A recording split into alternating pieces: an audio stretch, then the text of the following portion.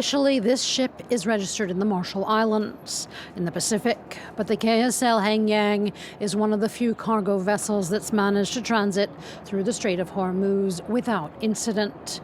How did it do it without coming under fire from Iran?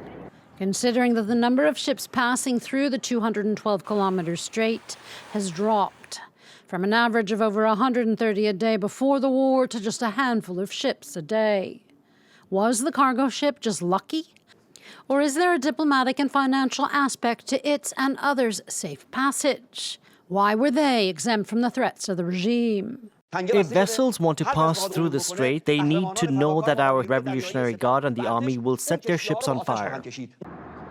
At least 9 vessels could be seen at the entry point of the strait, originally registered in nations like Panama, Liberia, and Kuwait, all put forth ties to China in their identification records, be it ownership, destination, or crew. It happens that the ownership or the destination is changed for that period of time. Or there are messages sent that it's a Chinese-owned vessel. The Kasel Hangyang is a prime example of such timely changes.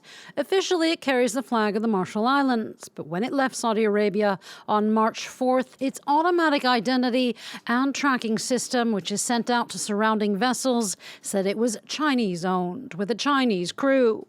And that night, it passed safely through the strait. International relations analysts believe a deal's been made between Beijing and Tehran. The compensation is that China supplies Iran with things the regime needs.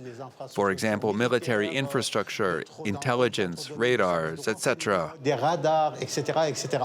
China is giving things to Iran, and in exchange, it gets petrol. According to the AFP, at least 2 Turkish ships have also gotten through by announcing that their crews are Muslim.